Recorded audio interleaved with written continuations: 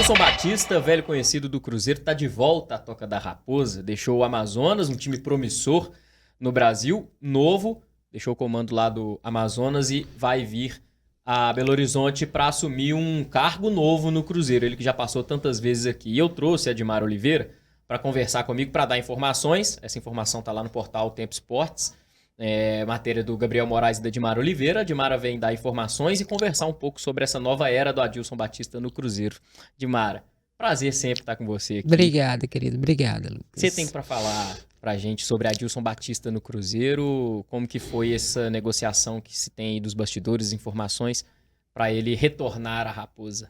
Foram 35 dias, né, no comando do Amazonas, e eu achei estranho porque há cerca de uns 3, 4 meses, em contato com o Adilson, ele me disse que estaria num ano sabático. Eu falei, que ano sabático? Que ano sabático, né? Já tem algum tempo que você não está trabalhando. Eu falei, que ano sabático, gente? Aí, eu acho que eu me surpreendi quando ele apareceu no Amazonas, claro, uma equipe que está fazendo um trabalho aí, né, para tentar aparecer em termos nacionais e tudo mais. Então ele acabou recebendo um convite que foi muito bacana, e ele quis comandar o Amazonas até bem na Copa do Brasil e tudo mais, mas inicialmente era um ano sabático, que assim, de sabático não vai ter nada, né, Adilson? Pelo contrário. Muito pelo contrário. E aí, conversando com o Pedro Lourenço, né, o novo gestor do Cruzeiro, dono da SAF Cruzeiro, já no sábado ou domingo, o Pedrinho já falava, olha, a hora que ele quiser vir, ele vem. Foi quando a gente começou a ter a noção de que, tanto que o tempo já deu no próprio domingo, a possibilidade do Adilson vir. Em contato com o staff do Adilson e tudo mais, eu pedi para falar com ele sobre o assunto. Ele respondeu que naquele momento ele estava concentrado na questão do Flamengo, do jogo do Flamengo, né, que acabou acontecendo nessa terça-feira, né? Minto, aconteceu na quarta-feira. É porque os dias aqui a gente corre muito rápidos. Nem vejo que dia eu nem mais. vejo que dia que é. Na quarta-feira. Mas que ele estava totalmente ligado à questão do Flamengo. Aí a gente já começou, logo que acabou, houve a eliminação e tudo mais, a gente já contactou tanto o pessoal do Adilson quanto o pessoal do Cruzeiro, e aí houve a confirmação, né, que realmente ele viria. O cargo dele é realmente de comando geral da base do Cruzeiro, né? Não definido se vai ser um gerente geral da base, porque na verdade é só nomenclatura, né, gente? Ele vai mandar na base do Cruzeiro, serve vai isso? É mais ou menos primeiro, o número 1 ali dentro da o base, homem né? da base do Cruzeiro. Daí vem diretor, se é coordenador, se é gerente, se é isso. Acho que será um diretor geral da base do Cruzeiro. Ele vai fazer esse trabalho, então, na captação, obviamente, ali junto já aos times em formação, né? A questão dos treinadores, é um trabalho que ele faz muito bem. O Adilson revelou muita gente, o Adilson tem um contexto de trabalhar com um jogador mais jovem também, isso fez parte da carreira dele, mas a gente nunca pode esquecer o passado do Adilson também, né? Não só no Cruzeiro, vale a gente sempre lembrar, né? Ele também foi zagueiro do Atlético, zagueiro de seleção brasileira, formou a dupla com o Paulão, que na época também era zagueiro do Cruzeiro, então era a dupla na seleção brasileira, a dupla titular de zaga era a dupla do Cruzeiro, né? Quanto tempo não vemos isso, né? Não, muito tempo, né, gente? Time mineiro, titular não, e mesmo seleção. na época não era assim tão fácil, nunca foi, né? Nunca foi tão fácil. Quando o Cruzeiro tem todas as circunstâncias ali de estar aí, aquela confusão toda financeira que aconteceu, né? E aí o Cruzeiro realmente começa a sofrer muito, né? A questão financeira, a própria questão técnica, muita gente indo embora, aquela confusão toda. O Adilson não tinha nem grupo para estrear no Campeonato Mineiro. E aí o Célio Luz estava com o Sub-20 na Copa São Paulo. E o Adilson... E aí o Cruzeiro acabou eliminado na Copa São Paulo, mas tinha chance de chegar à final, acabou eliminado ali naquelas coisas de Copa São Paulo, os meninos e tal. E o Adilson ligou pro Célio Lúcio e falou assim, olha, me traz esse time inteirinho. Ele falou, você é maluco? Onde é que eu vou? O que eu vou fazer com esse time? Ele falou, não tem jogador para ser inscrito no Campeonato Mineiro. Precisa usar os meninos da base para jogar. Porque todo mundo... né? Foi embora. Algumas exceções, obviamente. O próprio Léo Zagueiro, que também esteve aqui com a gente no Gilmar Entrevista, que contou isso, né? Eu falei, eu tô com vocês. Quando o Adilson estava, até na coletiva que o Adilson fala, né? Eu vou ficar, eu vou tentar, nós vamos tentar buscar alguma coisa e tal, vamos reerguer o Cruzeiro, aquela história que se tinha de vamos reerguer ali do jeito que tava, né? Meio confuso. Não tinha como, mas, né? Sim. Eles tentaram. Não virou as costas, né, o Adilson? Não, em momento algum. não. E nem Célio Lúcio e outros que ficaram por lá. E aí eles começaram a trabalhar juntos no profissional, né, usando esses meninos da base e tudo mais. E o Cruzeiro realmente não tinha dinheiro.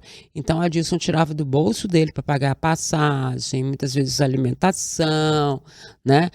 E aí mostra o quanto o Adilson é ligado ao Cruzeiro, né? Ninguém faz isso por acaso, ninguém faz isso para ficar como treinador. O Adilson podia ir para qualquer time, o Adilson podia ir, né, para outras histórias, e ele preferiu ficar aqui no Cruzeiro e viver todo esse momento. Então, eu acho que por tudo isso, a importância da volta dele, né, não é só para a base, é também para o Cruzeiro num todo, por merecimento, por competência, por tudo que ele representou no Cruzeiro e representa para esse Cruzeiro, mas também nesse resgate da história que a gente está vendo muito claro com a presença do Pedro Lourenço como dono da SAF. Gilmar, eu queria falar um pouquinho sobre os desafios que o Adilson vai ter também nas categorias de base, né? Porque o Cruzeiro, nesses últimos anos, a gente consegue pegar vários jogadores que passaram pela base do Cruzeiro, ou que chegaram no profissional, mas eram jovens, e que saíram por um preço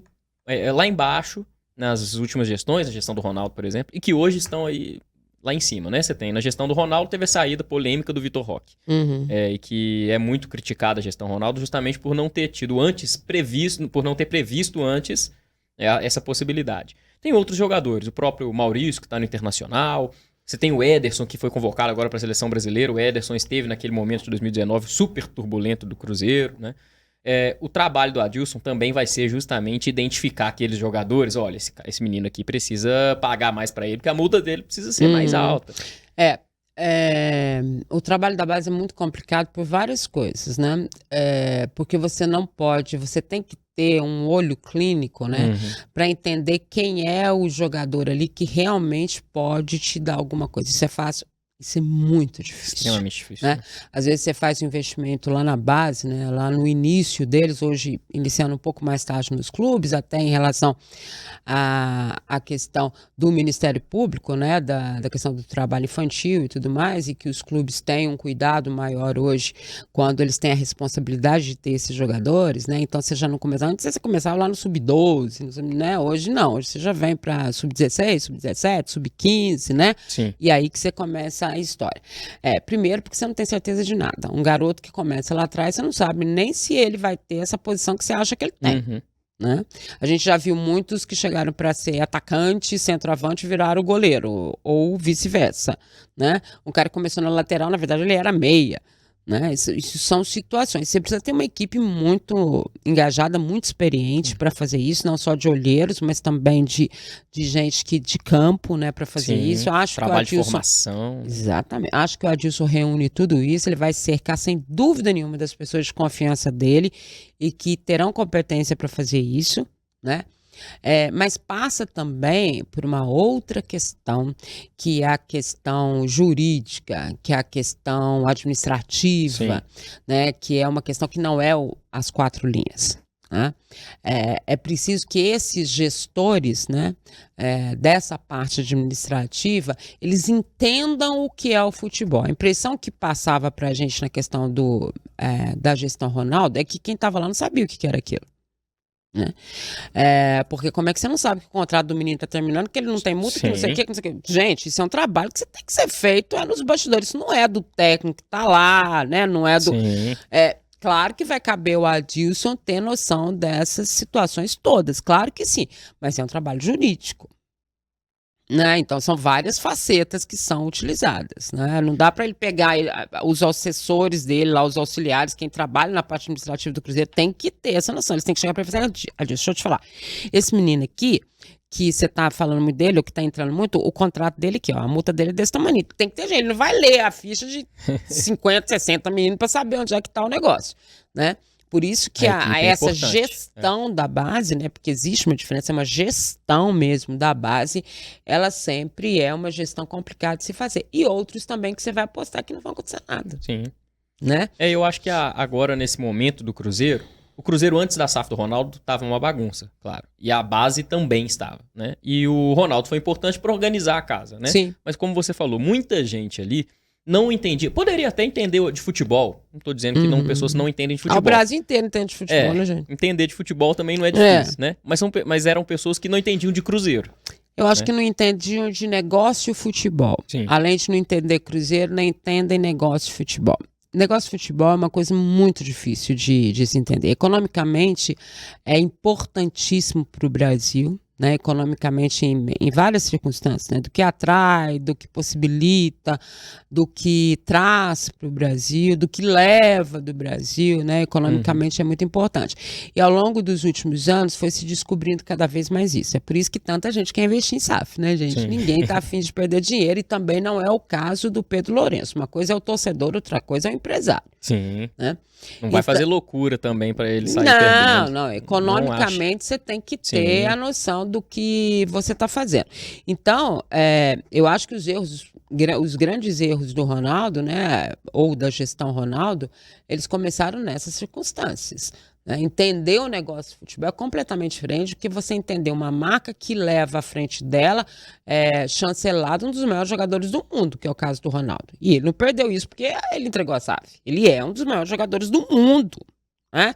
Agora, você tem uma empresa chancelada por ele, né, que coloca só ele ali, que é o marketing dele, que é as vendas dele, isso é uma coisa, né? Agora, a gestão futebol é outra coisa. Poucas pessoas têm noção do que é o negócio futebol. Sim. E acho que uma dessas poucas pessoas é o Alexandre Matos. O Alexandre Matos tem plena noção do que é negócio futebol. Ele sabe. Ele é agressivo no mercado. Okay. É o jeito dele. É empresa? Né? Qual é a empresa que não é agressiva no mercado em busca de ter melhores aportes, circunstâncias para a sua própria empresa? Né? Eu digo que até na nossa profissão, né, que é o jornalismo esportivo, né, essa editoria, nós somos jornalistas, gente. Esportivos são editorias, né, o que você faz. Mas eu sempre gosto de dizer isso porque eles acham que o esporte é a parte do jornalismo. Não é jornalismo. Não, nós somos jornalistas. É como nós, né? Eu sempre digo, isso é um trabalho para mim, para você, mesmo que vocês fiquem aí do outro lado tentando descobrir, ela torce para ele, né? O Lucas torce para ele, eu torço para ninguém, gente. Eu torço para a empresa onde eu trabalho, né? Para sempre editora, né? Que carrega aí o Tempo, o Portal o Tempo, o Canal o Tempo, a FM o Tempo, o Super Notícias, o Jornal o Tempo, né? Essa empresa desse tamanho é o meu time. Né? Então, a gente trabalha, né? Nós trabalhamos com jornalismo esportivo, mas a gente faz isso para apaixonados, que são os torcedores. Né? E paixão não tem limite, paixão não tem entendimento. Né? É quando você se apaixona, do jeito que você se apaixonou. Né? Que sentimento puro, clube, né? Que é sentimento. E aí, como é que você faz? Né? Então, todas as vezes... nas críticas, né, construtivas ou não, boas ou não, eu sempre procuro ver esse lado, né, que é um trabalho muito difícil nosso, né, de ser profissional diante de seres que